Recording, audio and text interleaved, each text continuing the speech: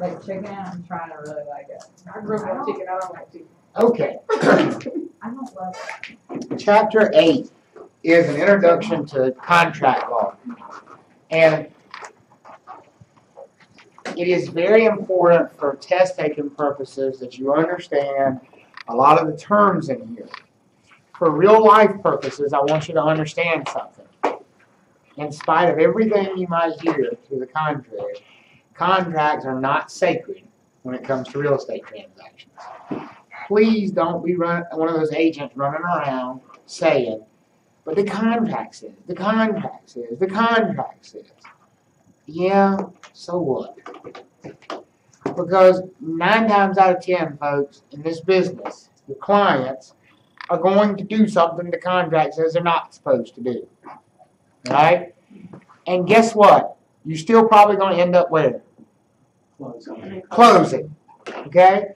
Now, what happens when somebody breaches a contract? What can happen? Oh, we can go to court, we can sue, we can cancel a contract, we can blow all up, we can walk away. What do the buyers want to accomplish? Buy a house. What do the sellers want to accomplish? Sell a house. What do you want to accomplish? Get paid. Don't get in the way of that. Okay? I cannot stress that enough. It drives me nuts to be in a transaction with a broker like that. And I let them know, you're driving me nuts. Don't you? I've said to people, do you not like getting paid? Because you certainly don't seem like you do. Because you seem to be doing everything you possibly can to blow the thing up. Right? At the end of the day, what matters is that two parties, the buyer and the seller, come to a closing table and they willingly finalize this transaction. Okay? One of the hardest topics to grasp in this chapter is the idea that all of this stuff, this contract language, simply doesn't matter if two people show up, one with a deed and one with some money. Because if they show up, one got deed and the other's got money, guess what's going to happen? We're going to have a closing. Whether they have abided by the contract or not, at that point in time, we're going to have closing. Okay? Does everybody follow me on that? It's just common sense 101. Right? So, contract. The word here for this chapter, and you probably ought to just underline it and circle it, because everything you ask yourself in this chapter should circle back to this word enforceable. Is the contract enforceable? Where would we enforce a contract? In court.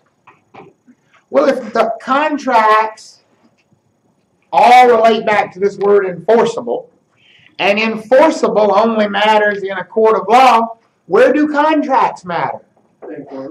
In a court of law, which is exactly why you shouldn't be that broker running around saying the contract says this and the contract says that. Folks, you're not qualified to say what the contract says. It's not your job. That's for judges and attorneys. Right? If your client ever asks you, what will happen if I do this? You can say, well, here's what the contract states about that. Can you tell them this is what's going to happen? No, because that's up to a judge. Does that make sense? So this word enforceable. When we talk about contract law, we're talking about are things enforceable? In other words, if they ended up in court, which, by the way, is always the worst possible option, don't be one of those people that thinks the first thing you should do anytime there's a dispute is run and file a lawsuit. I promise you, everybody loses in a lawsuit when it comes to a real estate transaction. It's just the way it is. Do everything in your power to prevent that from happening. Don't ever advise your client, oh, well, you can just file suit against them. That's probably going to end up in a bad result, even if they win. Okay? So we're talking about this enforceability thing. Would a judge enforce this agreement? Okay? It's got to be voluntary. It's got to be an agreement or a promise between legally competent parties. Well, what did we say legally competent parties were? Of age. Of age.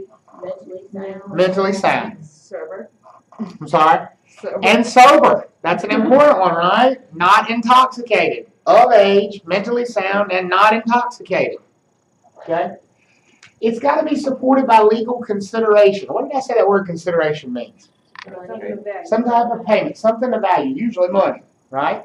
There's got to be some money exchanged. Now, here's a big confusion point of that.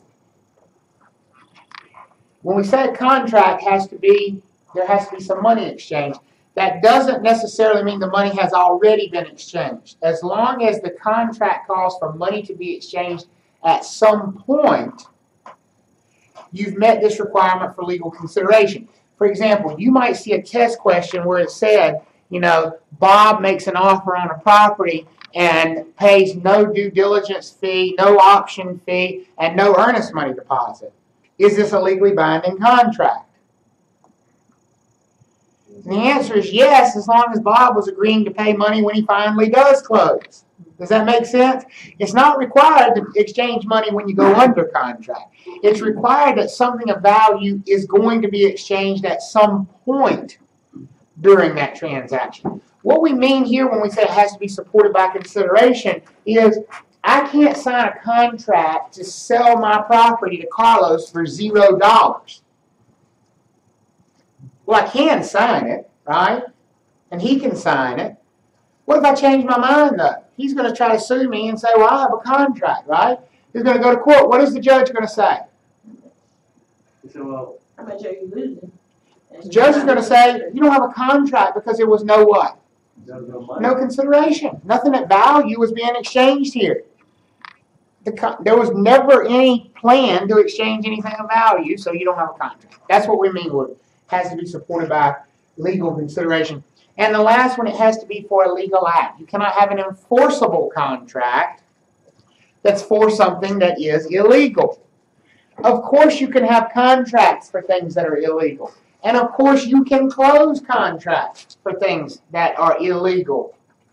I am fairly certain, and I'm not going out on a limb here and saying that somewhere in this city right now, there is a purchase of narcotics happening. Y'all think I'm going out on a limb with that? I'm not here. No comment? Is that a contract? Do we have a buyer who agrees to pay and a seller who agrees to sell? Right? Absolutely. Can they consummate that transaction? Absolutely. If one of them doesn't do what they said they were going to do, can the other go to court and sue them and say they didn't live up to their part of the contract? Yes. Yes, you can. It's not legal. You can sue them, but is the judge going to enforce that contract? No, because it's not a contract. It doesn't meet the definition of a contract because it's not for a legal act. So anytime you have a contract that's for something that's illegal to start with, it's not a contract at all. Does that make sense? Okay. But it can still be closed, right? Of course it can. Don't get that confused. Any contract can be closed. I don't care if it was valid, if it was never legal, if it was void, voidable, all these words we're going to talk about. The rest, you can close anything because if a buyer shows up with money and a seller shows up with something to sell, what are you going to have? A closing. You may have an unenforceable contract, but does that matter if they close it, right? Because what would enforcing the contract mean?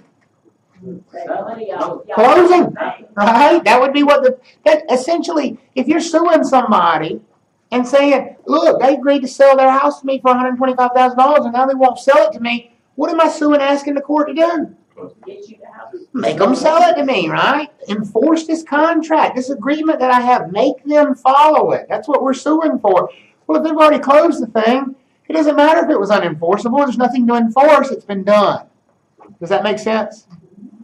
Okay. All right. We've talked about this express versus implied something. An implied thing means your actions have implied that you're willing to do this. Okay? Classic example of an implied contract. If you go out to dinner at a sit-down restaurant, not McDonald's, somewhere where you pay your server at the end of your meal, right? If you go out to dinner at a place like that, when the server comes out and takes your order, do they sort of explicitly say, if you order this, you agree to pay us $14.95 plus tax and gratuity? They just take the order, right? And you eat. Well, you didn't sign anything agreeing to pay for that. But is that an enforceable contract? Yeah. If you don't believe it, try to walk out. They will call the police on you, and you will end up in court. And very quickly you'll find out that's an enforceable contract. So yes, implied contracts can be enforced. Does that mean we want to do them in real estate? No. We want to have what kind of contracts? Express, where the terms are very clearly expressed. What's the best way to clearly express the terms of a contract? In writing. Absolutely. You need to know the difference between between a bilateral and a unilateral contract. Now, this is one that's confused quite a lot. Okay? Everybody understands that a unicycle has one wheel and a bicycle has two wheels, right? Yep. So let me ask you this question. A unilateral contract has how many parties? One. No. Two. How you going to have a contract with yourself, folks? How many parties does a unilateral contract have? Two. How many parties does a bilateral contract have? Two. It's not the number of parties that changes here. It's the number of actions or promises. In other words, a unilateral contract, there's two parties, but only one of them has actually promised to do something. Does that make sense? Best example I can think of that, if I go look at a house and I want to buy it, what do? Make an offer. I make an offer. Now, how many parties are there to that offer? Two, a buyer and a seller, right? Has the buyer promised to do something? Yeah, I promised to pay this amount of money that I just wrote down on this piece of paper, right? Has the seller promised to do anything?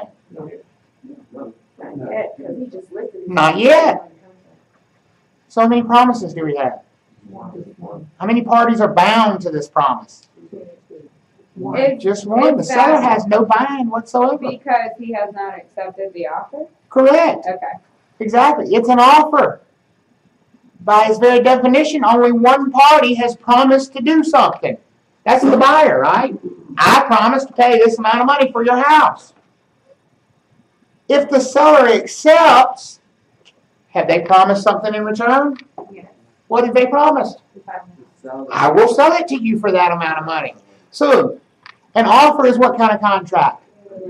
And a accepted sales contract is what kind of contract? Bilateral. One promise versus two promises. How many parties? Always. Two. Always two parties. The difference is how many of them are bound. In a unilateral contract, it's just one. And then this last one is more just a nitpicky thing with language. Executed versus executory. And here's how I like to teach you this one because you'll remember it and you'll laugh at yourself when you see it on the test. If someone is sentenced to death row, right? Death row.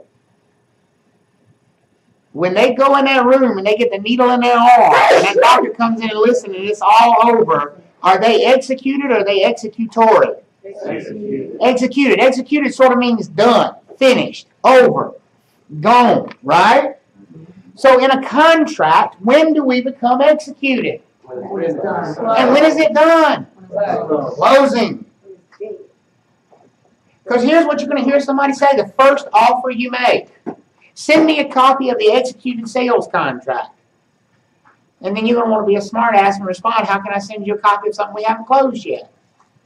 Because what is that contract? It's executory. So when that guy is sentenced to death row, he's executory. When he goes in that little room, he's executed. Contracts are the exact same way. When it's signed and it's accepted, it's what? Executory. When it's closed, it's executed. Okay? The 3 V's. Valid, voidable, void. And then unenforceable. Now, just look at those 4 bullet points before I even start talking about it. Which one of these can you close? Valid. All of them. Thank you. Somebody was listening to that whole spiel I said at the beginning of this thing. Which one of these can you close? All of them. We don't care about enforceability when we talk about closability, right? We care about enforceability where? In a court of law. Now, if I ask this question, which one of these is enforceable in a court of law? What does your answer become? Valid. You see the difference there? Yeah. We can close any of these. Because if somebody shows up with money and somebody shows up with something to sell, we're going to close. But the only one of these that will work if we end up in court is that one right there, valid. So here's what valid means. It meets all the definitions of a contract and it is enforceable on how many parties? Both. So in a traditional sales contract, is it enforceable on the seller? Yes. Yeah. Is it enforceable on the buyer? Yes. Yes. So would a court of law uphold this contract? Yes. Absolutely. Does everybody follow on that? So valid means it meets all the definitions of a contract and it would be enforced in a court of law. Now, there are ways in which we could have something that meets all the definition of a legal contract and is not enforceable in a court of law. Let's talk about that situation. Let's say we go under contract. We have a valid contract. It's enforceable on both parties. And somebody breaches this contract. What does a breach mean? You go against the terms. You did something that the contract said you were not supposed to do, or you did not do something that the contract said you were supposed to do, right? Give you an example, because this never happens. You go into contract on a house. Your buyer has an inspection. Your buyer asks for 15 repairs to be done, okay? Including replacing one of the decking boards on the steps on the deck because it's rotten and cracked, okay? The seller agrees to all these repairs. And on the day of closing, you go do your walkthrough. And you go check off. You're checking off all the house looks great, everything was. And you walk out on the deck and there's that rotten board. Now, has the seller breached the contract? Yes. So what you do is, of course, you blow it up and you walk away and you don't close and you just tell the buyer, look, you know, they don't need to close on this house because you got a broken board here and they told you they were going to fix that. So if I was you, I would just walk. That's what you're going to tell them, right? If you do, I'm going to throw my shoe at you and I'll find out. I will come hunt you down and find out. What is the best option for that buyer at that point in time, even if they don't like it particularly? What if they won't fix it? What did I just say? Hell, I'm not fixing it. Huh? Overlook it. Why is that the best option? Well, if we don't close, that's their right. Sure. How much did they pay for an inspection? $400-500, right? They probably had an appraisal. That cost $400-500. They're probably paying their closing attorney some money. Another $400-500. They got all their stuff loaded up on a rider truck, sitting in the driveway. Ain't got nowhere to live tonight. Who stands to lose the most if they don't close? The buyer. How much does it cost to replace the decking board? $2? Are you really going to blow it up over that? No. They go back to that thing. It doesn't matter. We're going to still close, right? Now, what I would probably do is say, I'll get my handyman to come over and fix it. Don't worry about it. That's what I would probably do. But from a contractual standpoint, has the contract been breached? Yeah. Yes, the seller has breached the contract. Folks, if you have a valid contract that gets breached by one party, that is a voidable contract. We have gone from valid to voidable. Not void, but voidable. So when we started at valid, how many parties were bound to this contract? 2. Now we're at voidable. How many parties are bound? 1. Which one would that be in that situation, the buyer or the seller? The seller is still bound to the contract. Is the buyer bound to the contract anymore? No. Buyer can terminate because they're the one that was harmed. The one that was harmed by the breach is the one that gets to walk away if they want to. But at that point, folks, it's going to be up to you to be the calming influence and say, listen, I mean, it's your money, but You gonna really throw away $1,500 over a $2 repair? I mean, seems kind of silly to me, right? Okay. Do you understand voidable? Okay. We started as valid. We cannot get to voidable unless we were valid first. Okay. A voidable contract always had to be valid first. What's happened is we started as valid, both parties were bound, and one of them has done something wrong. One of them has screwed up, breached the contract, and now it's voidable at the option of the person who was harmed. Okay? Unenforceable means not one of them has screwed up, but both.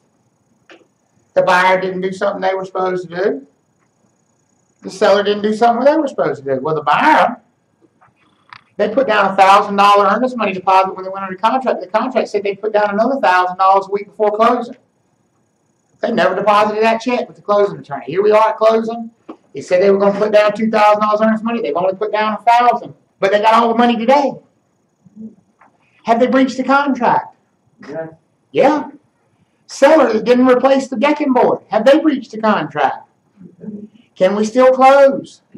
And are we going to still close? Absolutely. Who can that contract be enforced on now? Nobody.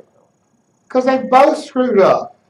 If one of them was to file suit against the other one, to go to court, and all the seller would have to say is, Your Honor, you're right, I didn't replace the decking board, but they never repaid their earnest money deposit the way they said they were going to. The judge would look at it and say, well, neither one of you apparently wanted to be bound by this contract because both of you breached it, so no contract, right? But that's not going to stop us from closing if they want to close. Does that make sense?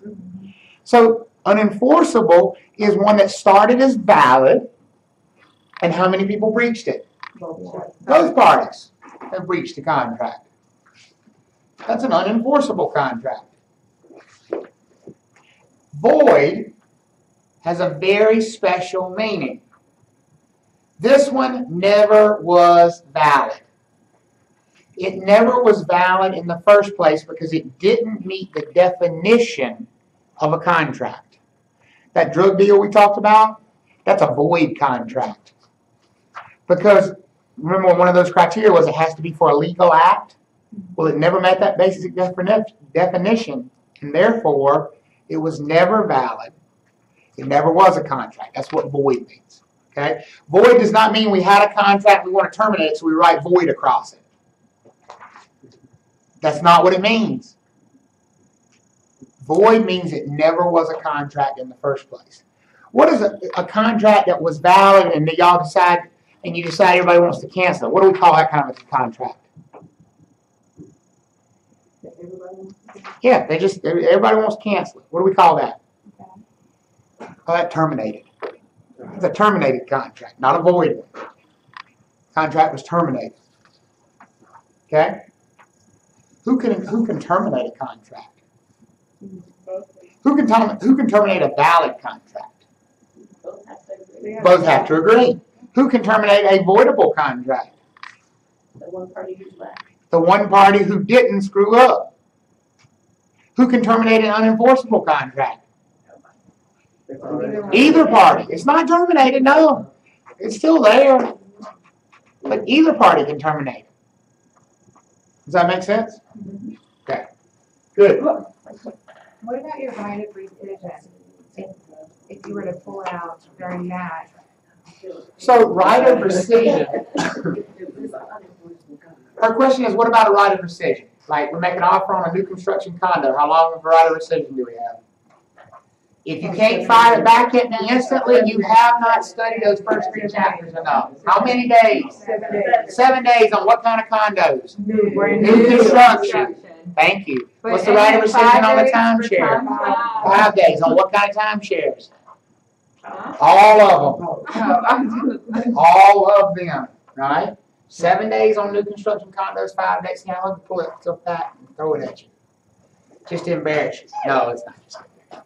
But it's a good question. So what about a right of rescission? In a right of rescission, we don't have a valid contract until that right of rescission has expired.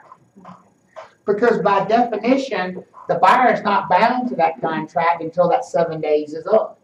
Does that make sense? You know, we never got to valid yet because the buyer is still sitting in this holding pen, sort of. That makes sense? Good. Okay. There cannot be any duress. So duress, which is on, let's see, page 167, is that right? For me, at least. Thereabouts. Duress. There cannot be any duress. That means that neither party can be under the threat of physical harm when they sign the contract.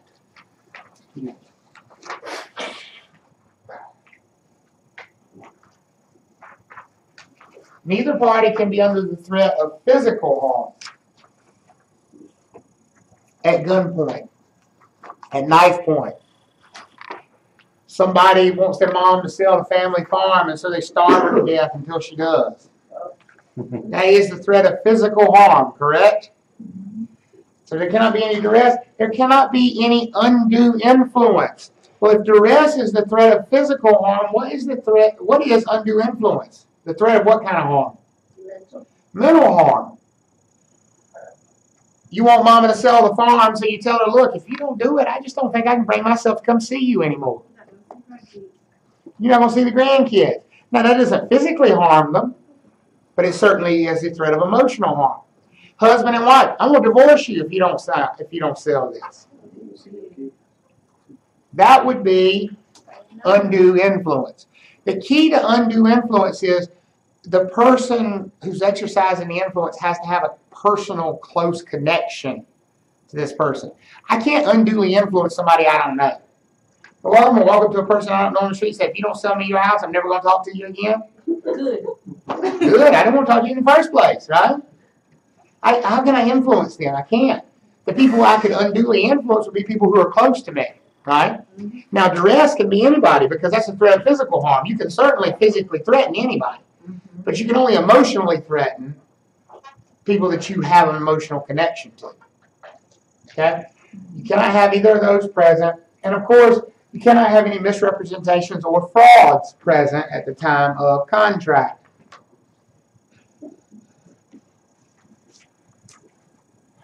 So let's talk about offers. First thing you need to know about offers is that the easiest way to kill an offer is to make a counteroffer. Folks, you need to think of offers as, how many of you know a perfectionist in your life? How many of you know somebody, if it ain't 100% their way, they don't want it? Like, literally, you could give them $100 million, and if you didn't also pay the taxes for them, they would just spit at it and keep right on walking. How many of you know somebody like that? All right?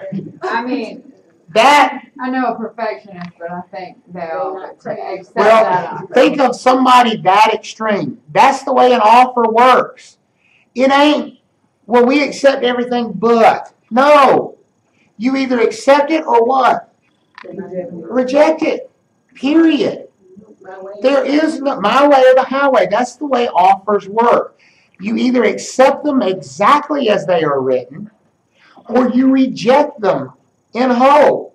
From a contractual standpoint. Now, from a real world standpoint, we would never get anything done if we did it that way. Okay? But from a contractual standpoint, that's the way it works. Here's what I mean by that. If somebody makes me an offer on one of my listings, and we're good on the closing date that they've offered, and we're good on the amount of the earnest money deposit that they've offered, and we're good on the due diligence fee that they've offered, and we're good on the seller paid closing costs, what's the only thing we're not good on probably? Price. Sales price. So I'm going to call the agent up, and I'm going to say, listen, I got your offer. We appreciate it. We're good on accepting everything except we want to counter offer with this price. Okay? That's how it's going to work in the real world. But contractually, what kind of weight does what all I just said carry? Terminated. All it did was what? Say that. Terminated. Terminated what? The offer. The original offer. What it did was terminate the original offer. That first offer they made, because we counter-offered on one little part of it, now it's dead. It's gone. What do we have now? Which is what? It's just a new offer. It's just a new offer. Does that make sense? Okay. We need to talk about, and we've done this before with the same suffixes.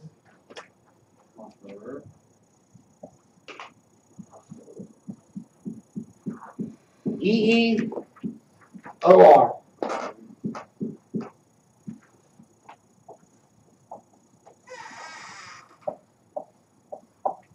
And yes, I know that's not how you spell it. But that's how I remember it. In real estate, anytime you see those suffixes behind a word, the OR person is the person giving something. The offeror is doing what? Giving the offer, making the offer. So in a traditional buyer-seller situation, who is the offeror? The buyer. Buyer is making or giving the offer, right? They are the offeror. The offeree is the person receiving the offer. In a traditional buyer-seller situation, who is that? The seller, right? They're the one receiving the offer from the buyer. But I just said they made a counteroffer. What did I say a counteroffer was? A new offer. A new offer. So now who's the offeror? The seller. And who's the offeree? The buyer. So can a seller make an offer to buy to a seller? To a buyer, I mean? Can a seller make an offer to buy to a buyer? Sure. Sure. Those roles can flip-flop depending on who's presenting the offer. Does that make It sense? starts out as the seller is the receiver. Is that Yeah. what you said? Yeah. Are they getting the offer? Yeah. They're receiving the offer, right? So they'd be the offeree. Okay. And the buyer would be the offeror. Okay. But if the seller makes a counteroffer, It switches. it switches. Seller becomes offeror, buyer becomes offeree. Buyer makes another counteroffer, switches back. And that's the way it often happens, back and forth, like a tennis match. Usually, after the first couple of back and forths, you're only negotiating on what? Sales price. That's going to be the sticking point. Folks, let me give you a little piece of practical advice in this business. If you've gone back and forth a couple of times and you've agreed on sales price and you're still arguing over something else in the contract, take your own shoe off and hit yourself in the head. Because that's stupid. You have gotten the biggest hurdle out of the way, right? It's now time to sit down with your client and go, come on, get real. You really going to not take this offer that you say yourself is okay because they want to close on June 15th instead of June 10th? Get over yourself. Move into a hotel. Put your big boy pants on, your big girl panties on. Let's go. And yes, that's exactly what you're going to say to them. Because if you don't, you know what? They will let it go. Your clients are that stupid. I can assure you they are. And you know who's going to be the stupidest ones and the worst ones to deal with? Your mama, your brothers and sisters, your friends.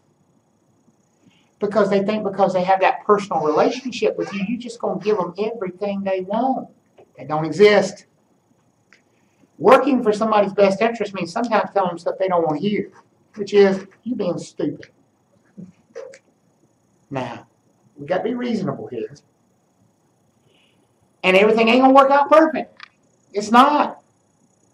You're going to have a situation where somebody is under contract to sell their house and close on their new one in the same day. It's going to happen. Which is great for you because you got two transactions in one, right? Guess what almost ain't going to never work out perfectly? Closing on two in the same day. It ain't going to happen. Now, you know going into it, it ain't going to happen. Are you going to tell them that? No. Because you're going to hope for the best until you find out it's not going to happen.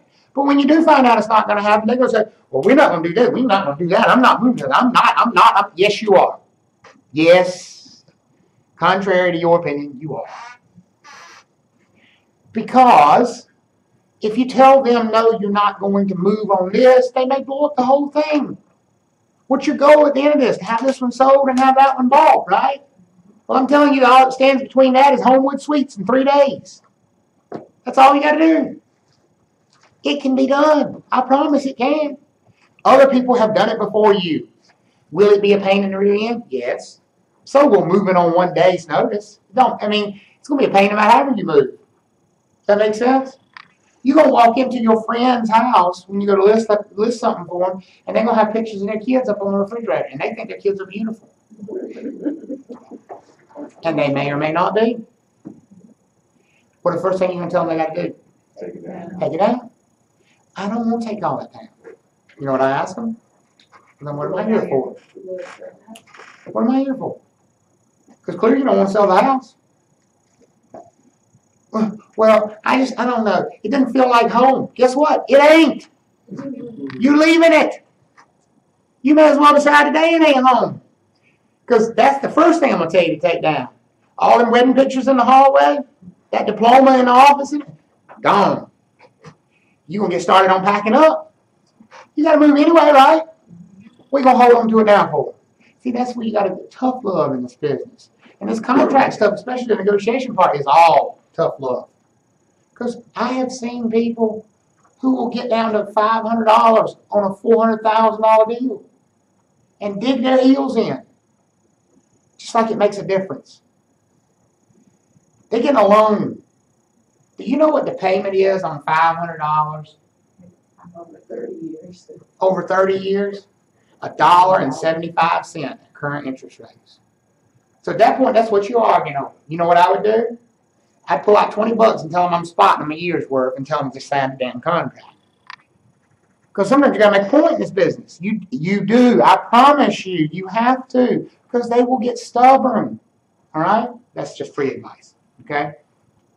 Y'all like the free advice or you just want to know what's on the test? Both. It sticks better. Well, it sticks, right? So, counter offer. Biggest part of it is it rejects the offer.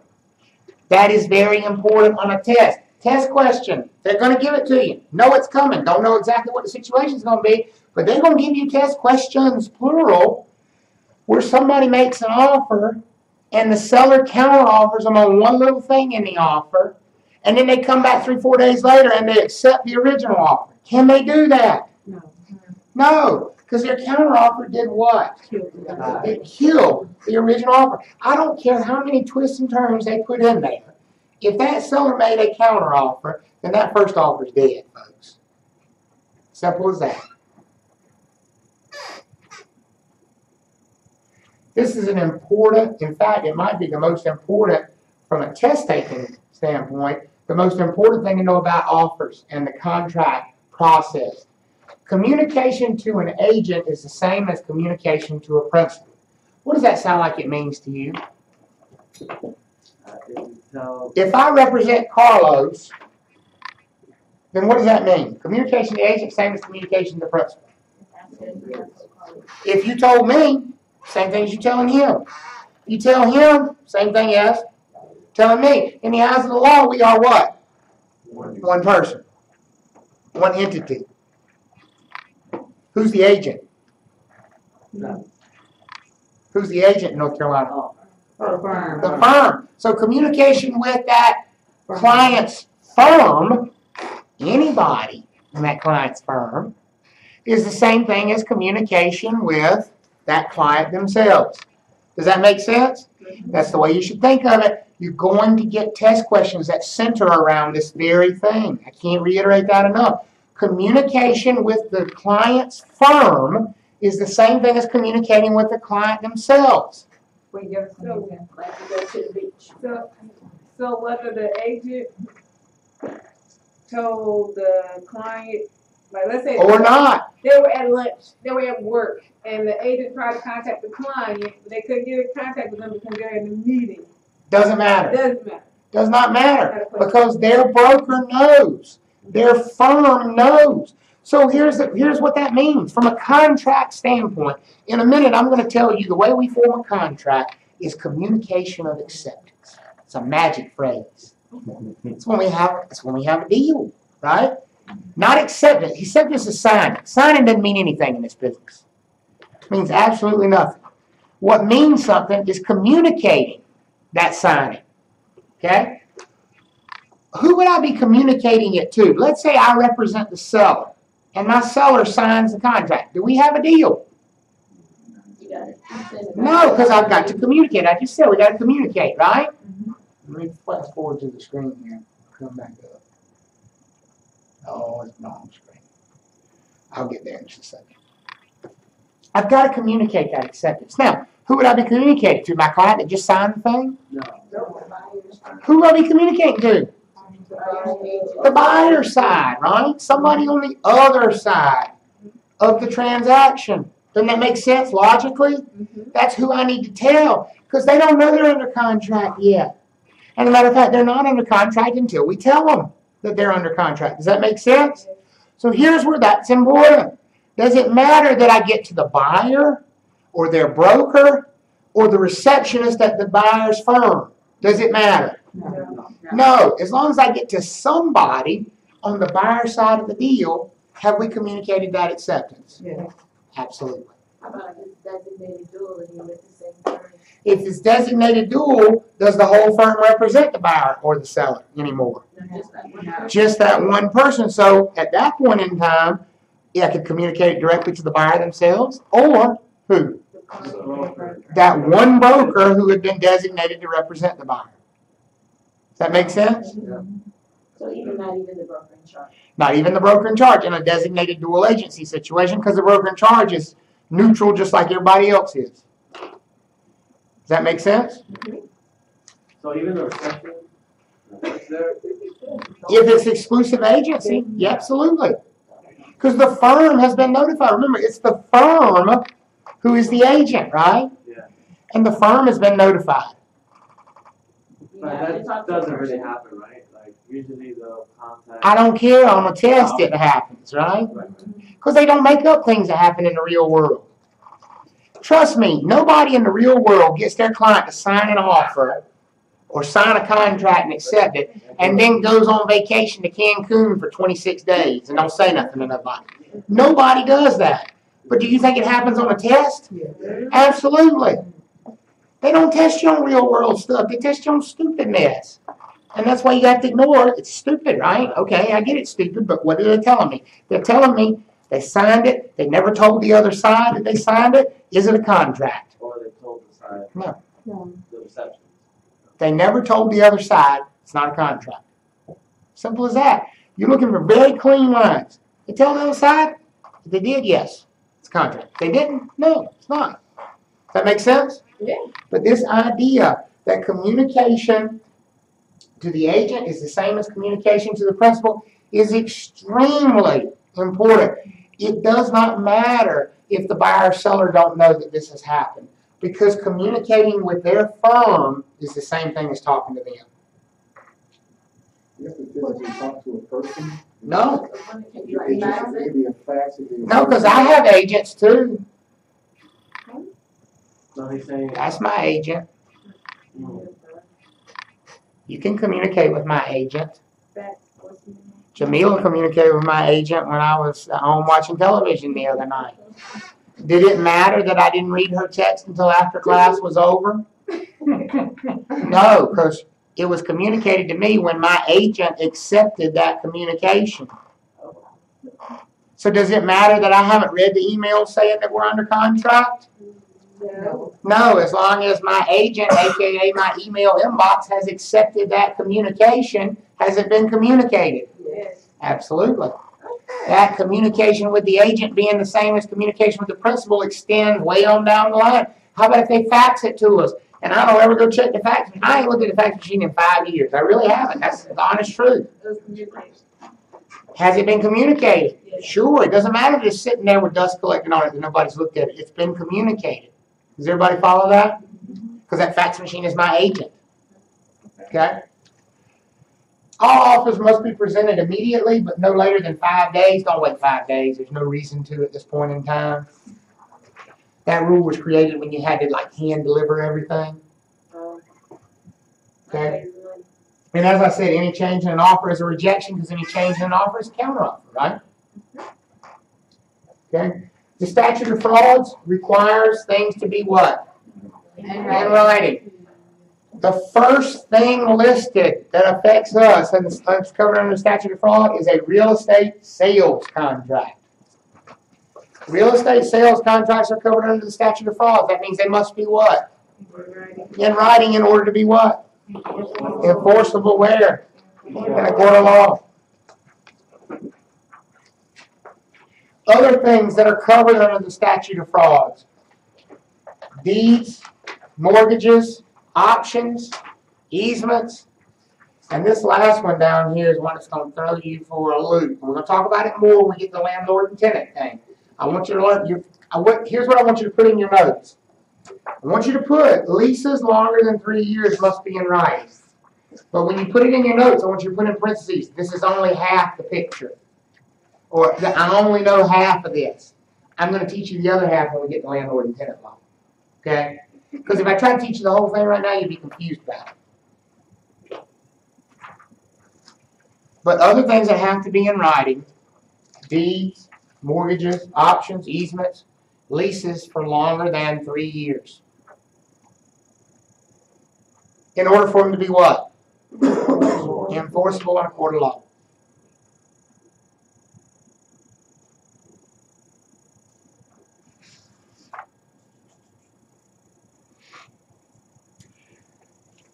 They tell you should know what the parole evidence rule is. I don't think you'll ever be tested on it. I really don't. But it's a pretty simple concept. Don't memorize the name of it. Memorize the concept.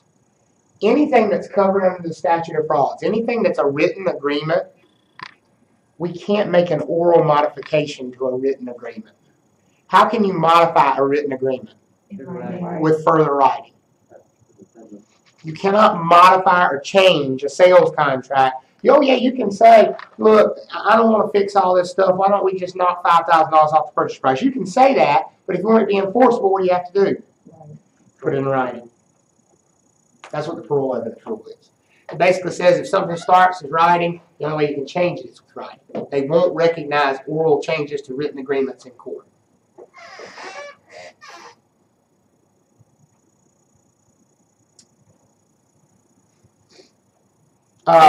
They do make this mention of auctions here.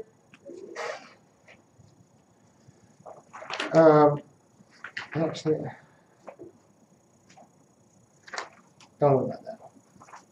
I don't think we'll see it anymore. Not even talk about it. Now we got some contract terminology. Okay?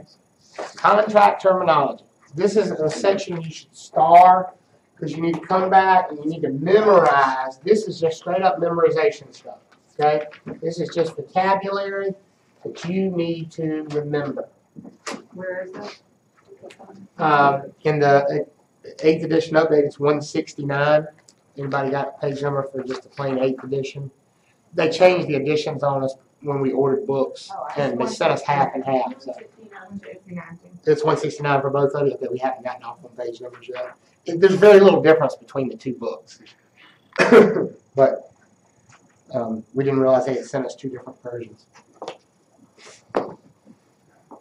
Okay? Time is of the essence, or time being of the essence. If this appears in a contract, here's what this language means. It means the date that came right before it, and there will always have been a date right before it, is a written in stone date. It means it's not a target, it's not a maybe on or around, it means it must happen by this date. Because guess what? Any other time you see a date in a contract, it's most likely just a target. Is that again? Anytime you see a date in a contract, something will happen on this date. Closing will be scheduled on April 15th. If it doesn't have the phrase time being of the essence behind that, what does it mean about that date? It's a target. Means we don't necessarily have to hit it dead on. Means we're going to get somewhere close to it. Is it true that even if they use comments of the essence, that they still legally will change the rule that they have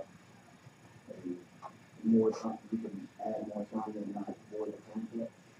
All right, so a couple of things I need to correct about that statement before I answer your question, okay? There's be no voiding the contract. That's not what happens, right? You terminate contracts. You don't void a contract, because if it's void, It never was a contract, right? So let's correct that. I know what you're trying to say, but I want to say it correctly so you get in your mind correctly, okay? All right? There's no voiding a contract. We don't do that. It's either void where it never was a contract, or it's valid where it's enforceable, okay? So I assume you're talking about a valid contract, right? And somebody has missed the date that says time being of the essence. My question is that time of the essence, is that still, I mean, has the rules changed? No. Time being of the essence means it's written in stone. So what does that mean if you miss that date? No. Nothing ever automatically terminates a contract. What has happened if you miss that date? Someone has breached. Somebody has breached the contract, which means it's now what? You said It's voidable. it's voidable because someone has breached it. Nothing automatically terminates contracts in most cases. We just don't structure contracts that way. These are not time bombs with some counter ticking down on them. You have to actively terminate contracts. Does that make sense? Somebody gives you a reason, and then you have to actively say, fine, you're not going to follow up the contract, I terminate. But if you don't say that, it keeps going, right? All time is of the essence means is if you don't meet that date, you have breached this contract. Does that follow? Yeah. Whereas a date that doesn't have time being of the essence on it, is it a breach if you miss that date? No. No. No. Most dates that don't have time being of the essence have some leeway about them. And I'll give you an example. The current version of the offer to purchasing contract that we use in North Carolina does not have the phrase time being of the essence after the closing date. It just says closing shall be on or before this date. So if you miss the closing date, the buyer's not ready to close, have they breached the contract? No. No, they have not. They have not. Can the seller walk away from the deal because the buyer missed the closing date? No. No, they cannot. Matter of fact, the current one we use specifically goes on to say that you automatically get 14 days after that date. But even if it didn't say that, there would be no reason for the seller to just terminate that contract because the buyer missed by a day or so. Because it doesn't say time being of the essence. If we want to strictly enforce a date in a contract, what do we put? Time is of the essence. That's why we put that in contracts. If we want a date strictly enforced, anytime we want to strictly enforce, no, I don't want you to come 2 days before or 2 days after. I want you to come on this date. When you do it by this date, we put time being of the essence. So why would they even put you have 14 days after this date as well? Because then that wouldn't be enforceable either, would it? Yes, it would. Because if you go on to elaborate an extension time period, then it enumerates what the rights would be after those 14 days. It specifically says it's understood that 14 days has to go by before anybody could even seek relief from the contract. And then it says basically this is what the rights would be after that 14 days. Okay, it outlines all that. It tries to prevent a situation where somebody has to go to court to terminate one of these things because they missed the closing date. Because if you don't put time being of the essence, you leave some gray area. Okay? We good over there? Okay. Assignment. It says here assignment is substitution of the parties. That just means changing the name on a contract. Sales contract, lease, option. It means changing the name on there. On a sales contract, whose name could you most likely change? The buyer's name. It's kind of hard to change the seller's name, right? Because they own the thing. You can change the name, but unless the new person has bought the property from them, they don't own it, they can't sell it. Does that make sense? So an assignment would be taking one buyer's name off of a sales contract and inserting a new buyer's name. Well, when would that happen? Think bigger than houses. Think outside the box. Let's say, I go back to my sheets example earlier. And I know 540 is coming down there, right? Let's say I got somebody with the Department of Transportation, and I know where those exits are going to be, and Sheets doesn't know yet, right? And I go and I write a sales contract to buy that land. And I write that contract for $50,000.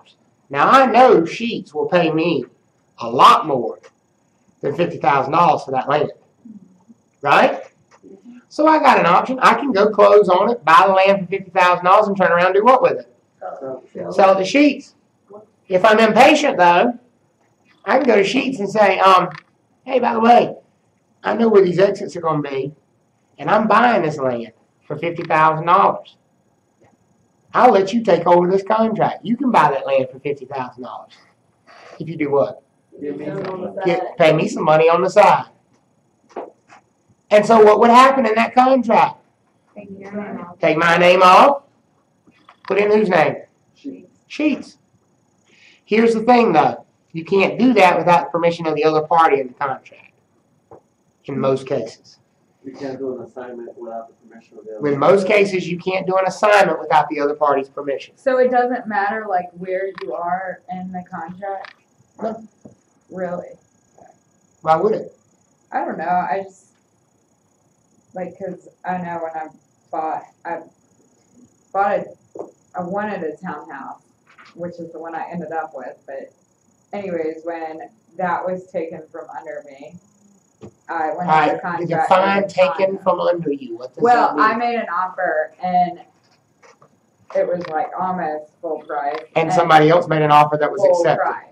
That was full price, like literally 2 hours later than mine. I was expecting to pay full price, but anyways, so they got it. But I just want to be clear that there was another offer accepted, right? Yes. Okay. So They got you never had a contract on it. townhouse. No. Okay. But then I went under contract with a condo. Okay. And I was in the due diligence period, Right. and then the townhouse became available again, and I dropped the condo and got my townhouse. Okay, but how does that relate to an assignment? Well, I don't know, because I just feel like after that due diligence period was up, I was stuck with the condo no matter what. No, you were not. You're never stuck with a purchase contract. There might be penalties for walking away from it. Yeah. But you're never stuck with them. You can walk away from closing and not close. And there's nothing the seller can do about it. Okay. You can't force somebody to buy something. Okay. There could be penalties. Mm-hmm. In North Carolina, there's a specific penalty for doing that. What is it? The earnest money deposit. Okay, maybe that's what it was, yeah. So you may have felt compelled because you would have lost your earnest money deposit. But all of that has nothing to do with an assignment. I want you to be very clear that what you just described to me was in no way related to an assignment. I'm not being critical there. I just want to make sure you're not making that association. Like what I in your was mind. saying is if I found someone else to buy. If you had found some, now we're talking about assignment. If you felt compelled, but you found somebody else who wants to buy the condo, that's fine. You can do that as long as who agrees? The seller. The seller would have to agree. Does everybody understand that? Where is this most likely to happen? Much more likely than sales transactions. Commercial. Well, commercial, that's a sales transaction. Much more likely than sales transactions. I'm thinking What are we left with? We ain't selling. I was thinking like Sublease. commercial lease. Leases. Yeah. Leases. Not residential leases. Stop thinking so constricted. Think about commercial leases. Businesses go out of business all the time. Right? Restaurants go out. What's the average lifespan of a restaurant? 2 years, right? Most of them sign 5, 6, 7 year leases on the space they take over. So they can either keep paying rent for 5 years when they're out of business, or they can go do what? Find somebody else to take over that lease. That taking over, putting their name on the lease instead of mine, that's an assignment. Does that make sense? Mm-hmm. Who would have to agree to that? The landlord. The landlord. Do you understand what an assignment is? It's changing the names of the parties on the sales contract. Okay? Or on any contract, not just a sales contract, on any contract. Now, generally speaking, you have to have the permission of the other party. There's only one time I can think of, and I do want you to put this in your notes because it is a slight possibility you could see it on a national license exam. Okay? There's one time, and I don't even want you to know what this is yet. I just want you to memorize it, okay? if it's a 1031 tax deferred exchange, don't ask. Just write and memorize. I don't ever say that, right? One of the few times, because it would take me an hour and a half and you still wouldn't understand it. If it's a 1031 tax deferred exchange, the seller can be assigned. The buyer can be assigned without the seller's permission. You don't need permission from the seller. What does 1031? That's why I said don't ask. Just memorize. All right. If it's a 1031 tax deferred exchange, 1031, that's a tax code number. The what? 1031 No. tax deferred The rest of it. exchange. They don't have Then to- you don't have to get the permission of the seller to substitute a new buyer.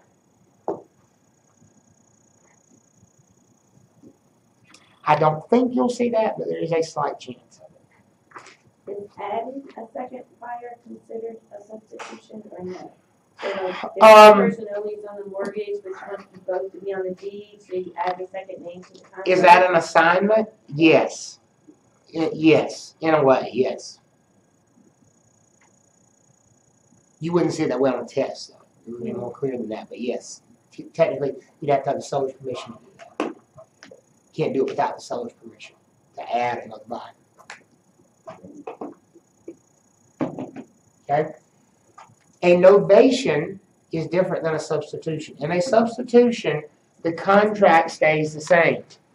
If we go find a new tenant for our restaurant space, we don't write a new lease. It's the same old lease. It's still going to be the same rental amount every month. It's still going to expire on the same day. Only thing that changes is what?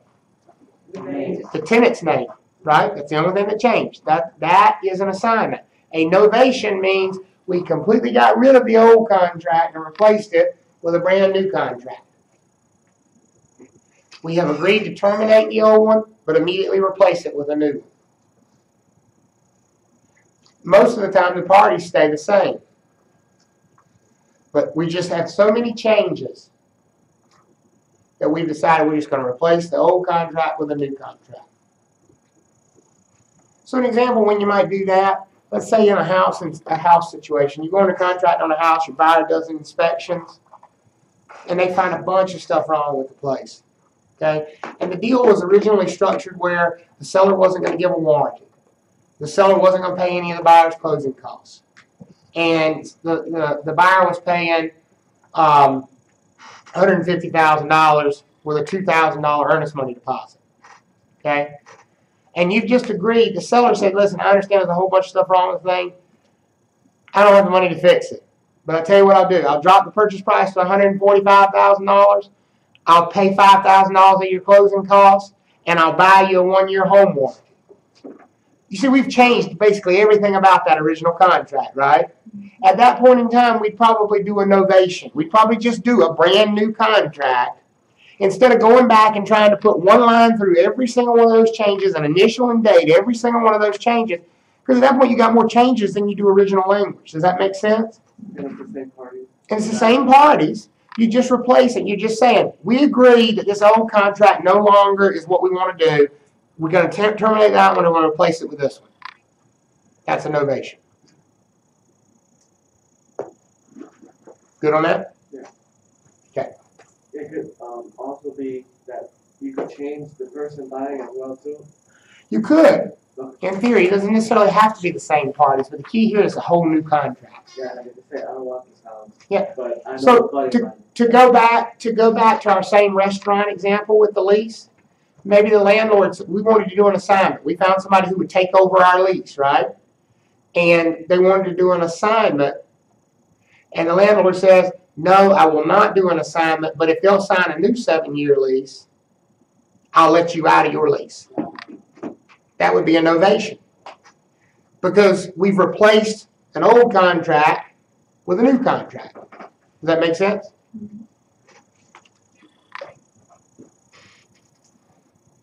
Okay. How do we discharge contracts? Best way, full performance. Sales contract. What is full performance of a sales contract? Closing. Everybody did what they promised they would do. Everybody fulfilled all their promises and we went to closing. We can also discharge a contract with a partial performance. Your book says a partial performance is when one party accepts something less than agreed as complete performance, the contract is considered discharged. Remember my example earlier where I talked about the decking board not being fixed? And I said it was in the best interest of the buyer to probably just go ahead and close. Did the seller do everything they promised they were going to do? No. No. Buyer did what anyway? Close. That's a partial performance. Don't worry about substantial performance. Impossibility of performance. What does that sound like? You can't do it. What would be an example of an impossibility of performance from a buyer whose offer is conditional on them getting a mortgage loan from State Employees Credit Union? Say that again. They don't get the loan. My offer is conditional on me getting a loan. I can't get the loan. Can the seller just sit there and stamp their feet and say, no, you're going to buy my house? No, because I have an impossibility of performance. What about a seller whose house gets foreclosed on halfway through the deal? They have an impossibility of performance. Contract goes away. Now, that doesn't mean there won't be some penalties to the contract doing that, but the contract itself is going to be gone. Does that make sense? Okay. Mutual agreement, of course, the two parties can always agree, and then when all else fails, you can have a court declare a contract to be discharged. That's what operation of law means.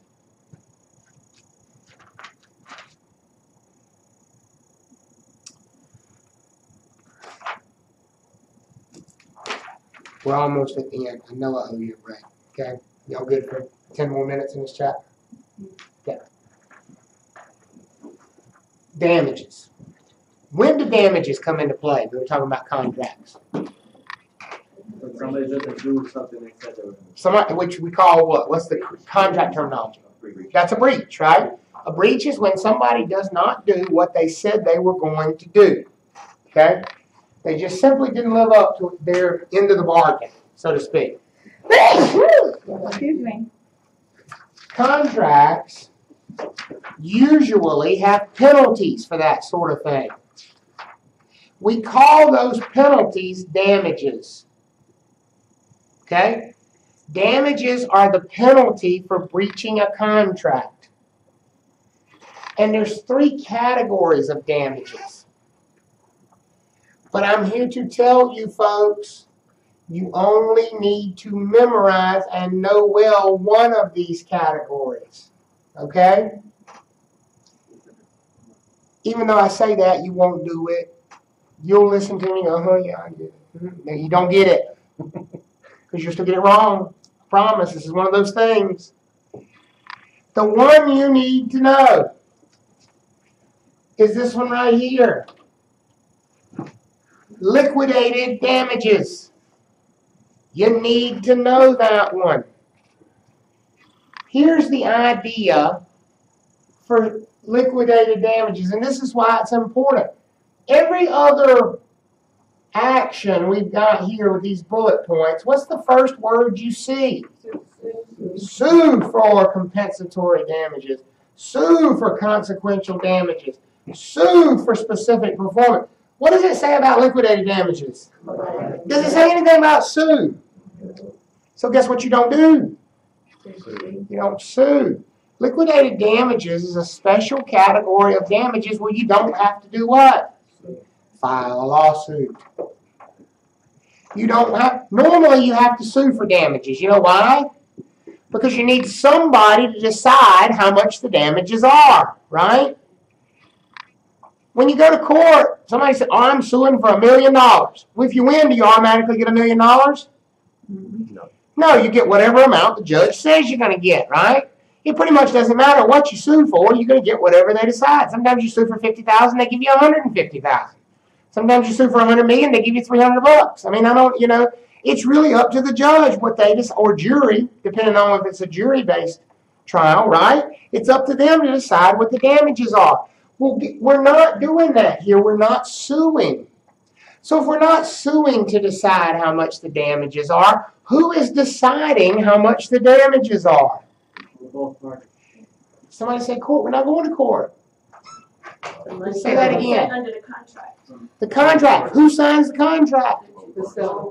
And The buyer and the seller. buyer. So the parties to the contract are deciding how much the damages are. We're leaving it to them to decide. So we don't have to go to court. Now let me ask you a pretty simple question. If we're going to say, we're going to just leave it up to them, we're going to let them decide how much the damages are, would it probably be a good idea to get that done before or after we have a breach of contract? Before. We're going to get them to agree beforehand how much these damages are going to be when we go under contract. We're going to get them to say, if I breach the contract, this is how much money I will pay you. And so who would be saying that in a sales contract? The buyer. The buyer would say, if I breach this contract, this is how much money I am willing to pay you for breaching the contract. You can keep this much of my money if I don't buy your house. Does that make sense? Yeah. What do you think the seller's agreeing not to do? What is all first word and all those other ones? Sue. The seller is saying, okay, I agree to that amount of money. And I promise you that I will not sue you for any more. So if the seller shows up at closing, they've moved all their stuff out of the house, and the buyer walks in and goes, you know what, I just changed my mind this morning, I'm not buying the house. What's the seller entitled to? Earnest money. Whatever amount they agreed up front, and that is the earnest money. That's what we use as liquidated damages in North Carolina, the earnest money deposit. Well, how about if the seller says, well, God, the earnest money is only $500. It cost me $3,000 to move. Short. You're short, right? So how about if the seller is the one who breaches the contract? Like maybe there was a whole bunch of stuff he was supposed to fix, and you're almost to the walkthrough and you realize he didn't fix it, and it's the day you plan to So the only party who's agreed to pay liquidated damages is the buyer. So if the seller breaches, what's the buyer's option? Go to one of those other options that all start with the word what? Sue. That's the buyer's option. Does that make sense? So, back to her question earlier. Okay. You said you were tied to purchasing. Were you really tied? No. I As long as you were willing to- earnest money was. As long as you were willing to lose what? Your earnest money deposit, because you have terminated the 1 second before you signed that paperwork. No. Sure. Yeah, but trying to think, I did lose my due diligence. Which fee was, I only think that was. Due diligence fee, there's no losing it. It's gone and you pay it. Okay. So it was, Non-refundable. yeah. Well, The only thing you lose by terminating, the way you're talking about terminating, is those liquidated damages, which happens to be what? The earnest money deposit. Does everybody understand this concept of liquidated damages? What's not happening here? Suing. Why is it not happening? Because we've done what? Agreed. We've agreed at the time we went under contract. That this is the amount of damages, and this is all. There's not going to be any lawsuits about this.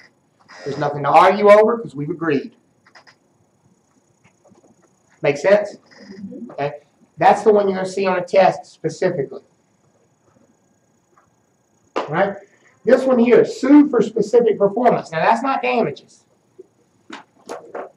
Suing someone for specific performance of a contract is suing them, asking the court to make them do what they promised to do. You're saying, I don't want damages. I don't want money. I want what you promised me. What did the seller promise the buyer in a sales contract? Sell the property. Right? They promised to sell them the property. So a buyer who is suing for specific performance is suing for what? The property. They're suing, asking the court, make them sell it to me for this price that we agreed upon. I'm ready to pay. That's what a lawsuit for specific performance is. Here's how they're going to trip you up on that. Can a seller sue a buyer for specific performance? No. Yes. They can't get along. What did the seller get promised in the transaction? Money for the house? Money. Can I sue somebody for money without suing them to make them buy my property from me? So, can I just sue for damages? Absolutely. So, can a seller sue for specific performance? No, you have to be something. No. different. They would sue, not sue for liquidated damages. There's no suing for liquidated damages. They could sue for either compensatory or consequential damages. That's what a seller could sue for, unless they had agreed to what?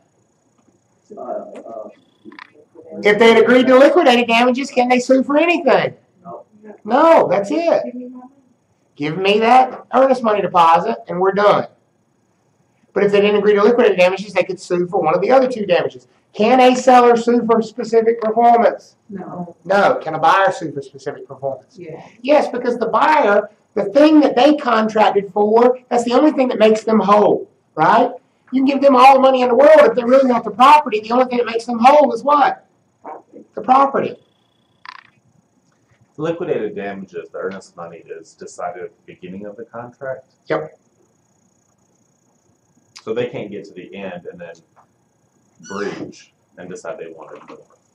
That's correct. That is correct. Time of contract. And so it's really important to point out to the seller, and I don't think most brokers do a really good job of this. Now you understand, because here's how it's presented. It's presented exactly the way Hunter said it. You know, you have until your due diligence date to cancel the contract. Well, that's a lie. You have until closing to cancel the contract. What you understand as a buyer is that your earnest money is in jeopardy. Buyer can walk away at any time, folks, prior to closing. The question is, what do they lose when they walk away? And that's decided at the time of contract. That's what the earnest money is for. It's the penalty for walking away. So as a seller, you better make sure that is reflected in that amount. Don't let them do some $200 earnest money deposit. I want to say mine was like 2,000. Yeah, it's usually a substantial amount of The money. townhouse was like way more. Oh yeah. Way. Well, it's going to be. It's usually going to be a significant amount, a significant enough amount of money that somebody would have to really think twice about walking away from. Yeah. Right? Yeah. Everybody good on these damages stuff? Okay. All right. Last note they give you in this chapter is your authority to prepare documents. Here's what you can do as far as preparing documents. Fill in the blanks. That's it. You can get a pre-printed, approved document that was prepared by an attorney and fill in the blanks. And you fill in the blanks with what the blanks were meant for. If it says the due diligence date is blank, what are you supposed to put in that line? A date. Does 15 days after contract acceptance seem like a date to you? No. You know what that's called? Practicing law without a license. You do not have the authority to draft that kind of language as a real estate broker. If the line is meant for a date, that's what you put in there. If the line is meant for a dollar amount, that's what you put in there. If you need anything on that document that's not already there, who do you have to talk to? An attorney. It's as simple as that. You don't draft language. You're not qualified to do it. What about ASAP? ASAP does not work. There's a date, a date. Yeah, we used to put that on our contracts and then we had to stop doing it. Yeah. ASAP. As soon as possible.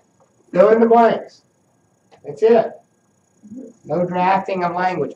Now, for your reference, and as we go through the forms we're going to teach you in this class come from the North Carolina Association of Realtors. Now, remember, I told you you're not getting a license as a realtor, right? You're getting a license as a broker from the Real Estate Commission. It is optional for you to join the Association of Realtors. Why do we teach you the realtor forms? ones That's less than likely to be one. The ones you're most likely going to use. They're the most common versions. Do you have to use the realtor forms? No. Can anybody use the realtor forms? No, Only if you're a member. And to be a member, you have to be licensed, right? Only people who are members of the Association of Realtors are allowed to use their forms. But we teach you those forms because they're the most common ones. Okay? And yes, they're drafted by attorneys that work for the Association of Realtors. Okay? If you make changes to any contracts, any forms, you put one line through the thing that you're changing. You put the new number or date, because that's pretty much all you're filling in is numbers and dates. And you have them initial and date the change. So this would just be in the blanks. In the blanks. That's it. You don't put lines through language. You put lines through things you wrote in there, like dates and numbers. Or names. Address. Hopefully you didn't get that wrong.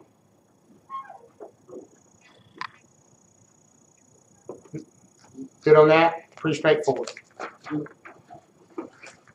Okay. Making that change right there, I mean, Mark, isn't that kind of like terminating the contract because you made a change? I mean, marking things out on the contract. Well, presumably you would be doing that during like a counteroffer phase, for example. Like you make an offer on a standard form, and then somebody comes back and makes a counteroffer. They would put one line through the thing that they were counteroffering and change it to what they were counteroffering and initial and date that change. It's allowed. Yes, absolutely. That's it for chapter 8. Take a break. Question, Oh, sorry. meeting of the minds, are we gonna? Yes. Reality of consent? Yes. We are. When is our, what day is our finals or our last day of class?